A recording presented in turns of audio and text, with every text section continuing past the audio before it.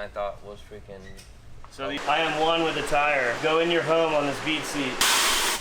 Oh my God!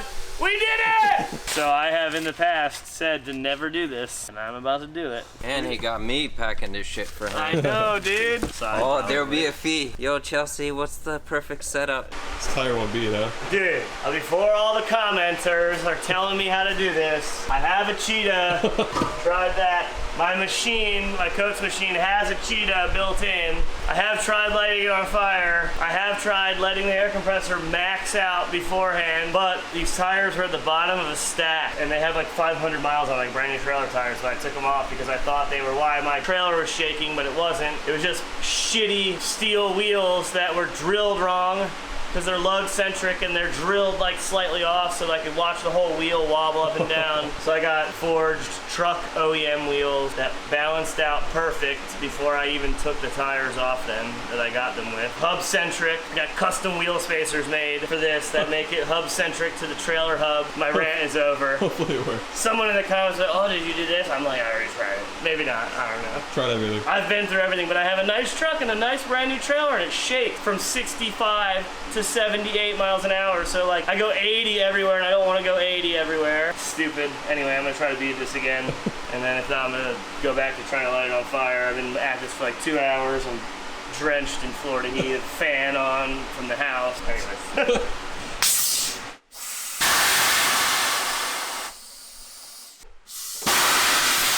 Ooh, that was a close one. I saw it expand. Now I see the light at the end of the tunnel. We might be here for a while. My poor air compressor. I keep draining it down so I can get the maximum blast every time. You know what, I'm just gonna believe in this. Got to, dude. Sometimes you just get, like when you can't get a bolt loose, you just gotta be like, I believe in myself, I can get this bolt done. And it just worked. It's some Ouija board shit. Believe. I am one with the tire. Go in your home on this bead seat. Oh my God! We did it! Nice. Before Brent got here, I had been trying this for like an hour already with the other one on fire and everything, but we finally got it. I guess you just gotta manifest, so you gotta believe it. Just gotta believe it. Vaughn would be so happy that I'm talking about this right now. It works though! Yeah, be like, dude, you channeled the energy. I did. You got it. I channeled my inner air of bullshit into this thing to give it the extra juice. Tech tip here. If you're ever mounting a lot of tires and you don't want to buy goo, fabric softener.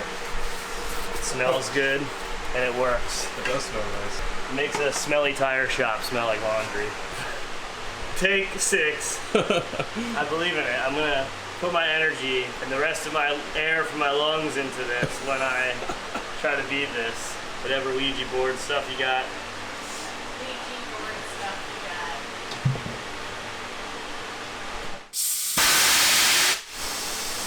No way. It worked! No way. Dude, the energy is a thing. This is proof that it is a thing. I literally just did it 5 tries, and then I was like, I'm gonna believe in this and put my lungs in this and put everything I got into this, and it beat it. Like next try. Maybe Vaughn is right, dude. What you put out there, you get. I put out there, my sole purpose for this moment was to beat this tire with this machine, and we did it together. We literally did this like a bunch of times, and he's like, maybe I should just like try believing in myself. It worked! And it worked. That's ridiculous. I mean, it's not that ridiculous, but it's funny. It's really good to get that stuff on video when it actually goes that way, too, because it's like, when you tell someone later, they're like, oh, they're just embellishing the story. Okay, so again, with the wheel shake thing, hub-centric trailer spacers.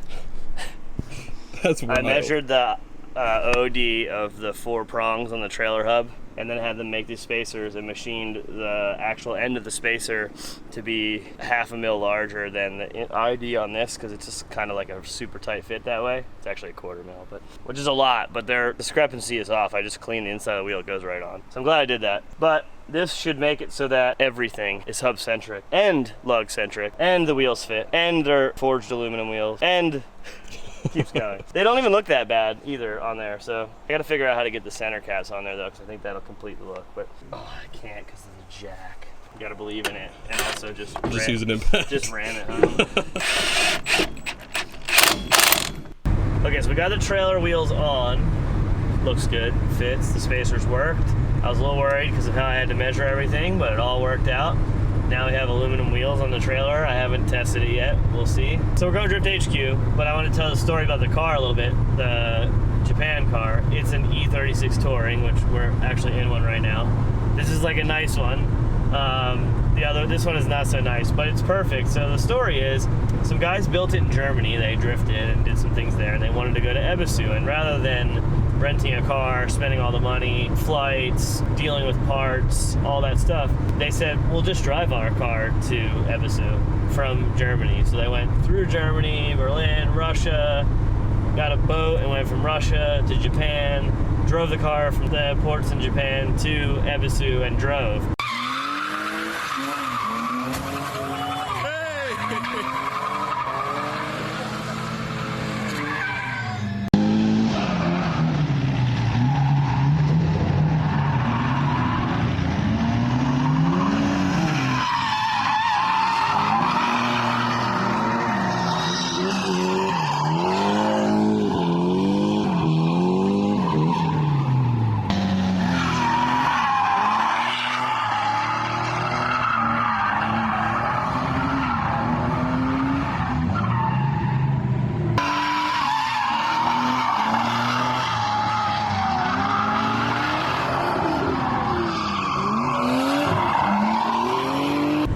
Like a 9,000 kilometer trip, which is like 5,500 miles, I think, math. So the car is a E36 Touring. It started itself, which is a wagon, it started itself as a 316. They swapped M52 in it, so it's a aluminum block, but it's got M50 manifold, chip tune, and like a bunch of other things, 3-inch exhaust, cut knuckles, I think E46 control arms, or maybe they're extended lower control arms, a cage, a seat, and all that stuff. And I think I got it for like $2,500. This was like 4 years ago. So I bought it, we were set to go to Japan, and then COVID hit. And for like almost 3 years, we couldn't go to Japan. And then last year, I couldn't go because I had some other things planned and couldn't figure it out. We didn't know if Japan was going to allow us to basically go. We booked flights anyway, and then got a credit back because they weren't allowing people to go back to Japan again because of COVID. It was a mess. But anyways, we are now headed to Drift HQ with all these parts, so we're going to go over and kind of show you guys what we're shipping over there. Car's going to Fausto's shop. He's a FD driver over there, and he's gonna pull out the motor that's in it, the M52, and put a 1J VVTi in it. So we got Link on board with a standalone. We got some injectors and whatnot, but we're just gonna run stock turbo. Probably gonna leave it that way. It'll be about 300 horsepower. It's plenty.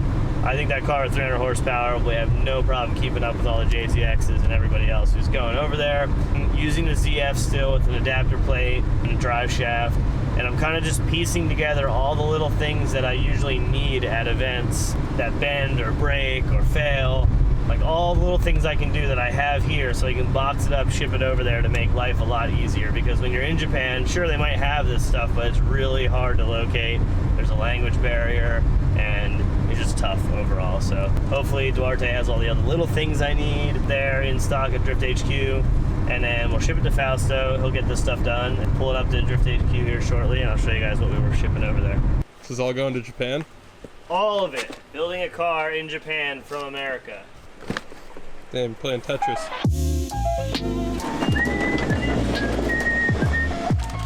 I have. Ben, did you see the ring?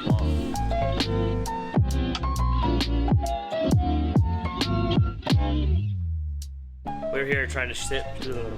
Start over. Here trying to shit. We are here, Drift HQ, trying to ship a bunch of stuff to Japan for the E36. But I figured I'd go over everything we're shipping for myself, and so that you guys can see what we're sending over there. So a bunch of miscellaneous stuff. I have BCs that already got shipped there, and they're sitting in the car. So I have a pair of lower mounts to replace them, so a front and a rear, because they're interchangeable. They're actually not, because they use sway bar links on one side and not the other, but we use the lower control arm as a sway bar link. I have a bunch of used stuff that is sitting in my shop that I needed over there. I gotta put a steering wheel on it. It has a stock steering wheel still, wheel spacers and adapters. I figured I would bring a set of adapters that way in case I need to run 50114 wheels. I can do that. Spare slave. There's a spare slave already in the car over there, but I figured why not? It doesn't take up any more space really. Spare handbrake, master, 625. There's a 751 in there right now, and the guy said it was really tough to lock the handbrake, so I figured we could throw a 625 in there.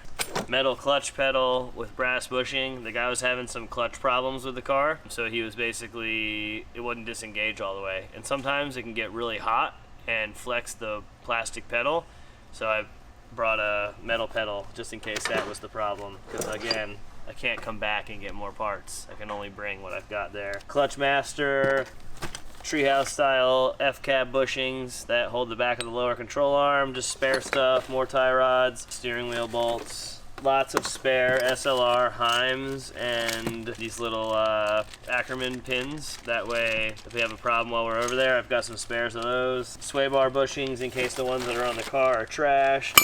I brought a steering Guibo, Jubo, just in case the one on there is damaged. I imagine that would be hard to find in Japan. Spare tie rod tubes, spare inner and outer ball joint to the subframe and through the control arms, spare clutch fork, an SLR kit, which I probably won't open because it's really packed well, but it's a SLR Ultra kit. No spares, we've got that stuff in there. And also the car has like cut knuckles and longer control arms and stuff on it, so if we absolutely balled the car up and wrecked it, we could put that stuff back on if we needed to. Stock knuckles because it has modified knuckles on it, and you have to be able to bolt the adapter on, which needs stock knuckles, not modified ones. So that was almost about to be an oversight. Glad I figured that out. And then, since we're putting a JZ in the car, we've got PMC transmission adapter for JZ to ZF. We have our Dorman rear diff cover. This is like super crazy strong. You don't need to run a brace or anything. I think they tested it was like 80 or 90% stronger than the stock one. So I got one of those. Comp clutch, full face, good material on there so it'll hold the power. And it uses a disc from the ZF, but then the pressure plate from the E36 M3. So we've got that, and in there I've got another spare disc. So we've got 2 discs just in case we burn a clutch while we're there. I have fresh produce clutch delay valve set up, so it's full like from the master all the way to the slave itself with a delay valve in there. They use a Tilton one on that. It's different than what I've used before, but it seems really simple. Clutch alignment tool and bearing, and then obviously some other parts to put in there. Then we got MP parts shifter. I haven't used one of these yet, so I'm going with Duarte on this. He said it's really good. Has reverse and 5th gear lockout, so it's similar to the IRP stuff I've been running, but it's a different brand. I didn't want to do this. I'm going to open this and show this to you because I didn't want to do this, but Duarte is telling me it's fine. It's definitely not fine. Yep. So I have in the past said to never do this, and I'm about to do it. And I do not feel good about it, but You're gonna be fine. I'm following Duarte's advice here because we wanted to go with a simple drive shaft scenario so that we didn't have Fausto building us a drive shaft over there last minute or putting him through all that. So we have as bolt-on as possible. Not a fan of that, but you know, I do have a pair of these on the car and spare already, but I figured it would be worth having in Japan some lower control arms. These are really beefy, so we'll have those to put in the spares box as well. Fuel pump, because I don't know what fuel pump's in the car. Trying to be ahead of the game there a little bit. Really not great Spall fan. Spall makes really, really good stuff, but we needed it to be super, super slim for the swap. So it's only like 1500 CFM or something. I think it'll be okay. Have my reserves on that as well. I usually run the Spall 2500 CFM for tight spaced areas, but it's what we got and what we're gonna send over there. It's gonna be winter time anyway, so it'll probably be fine. Excessive manufacturing mounts. So for the JZ swap, these are for all of that. Has a transmission mount, engine mounts, and they even put like some smaller transmission mounts in there that go to the stock stuff. All the hardware pre-labeled, ready to go. Power steering line adapters for the JZ, and the power steering line itself is in there. And I'm sure we're forgetting a million things, but that's really all I've got. On my list, I still have, just in case everyone else is wondering, like the intercooler and all that is there already. And then they'll fabricate stuff while we're over there. It already has a 3-inch exhaust on it from basically the flex pipe back on the stock BMW, so they're just gonna mate a downpipe to that. Still need to get brake pads, so I got some Power Stop 558 and 396 pads, which are like track spec pads for the car. And then we have a Link ECU and engine harness coming from Panic, just because of it's just much easier to do it with a swap. And they have a kit that basically will just drop right in and work. And that way it's less wiring and less effort while we're over there in Japan. Ready to box this shit up or what? Yep. He said no. Oh, and the drive shaft in that box right there. Full SLR kit, of course, powder coated purple, gotta have that. I went ultra right off the bat because I was like, I don't know what kind of wheels and tires I'm gonna end up with over there, and I'd like to be able to have clearance regardless. And he got me packing this shit for him. I know, dude. Zip, bro. There's a fee for this, just moving the decimal point one whole side. Oh, there'll be a fee. Yo, Chelsea, what's the perfect setup? Yeah. Sean from SLR is watching me unpack. Crying. Super nice, foam filled, like everything fit like a filming briefcase. This makes me look like I'm really prepared. It doesn't seem like that much stuff, but then I look through all this, I'm like, oh, okay. Better than what we were. We didn't even have tie rods. Nothing. Yeah, but you didn't bring a car, or you didn't plan on building a car. True. You didn't even see your car till you got there. And then I couldn't find one part. Yeah. That would Look at that. End your weekend. We got a whole nother box here though. We still gotta fit all that shit. Excessive does like my favorite stuff because it's not like super flashy. It's built to just like do its job. Like water jetted. Not everything needs to be billet and crazy all the time. Like this transmission mount works great. That's what I have in my Fox body. I use that one. Oh, dude. It's definitely 100 and what did I say? 134? 134. Is that heavy? That's what it is right now? Yeah. Yeah, it's more centered. Shut the up. Yeah. No way. And I thought, like, these are bigger, but mine are like 18, I thought was freaking. So these are 60, or no, 70 and 120,000 lumens?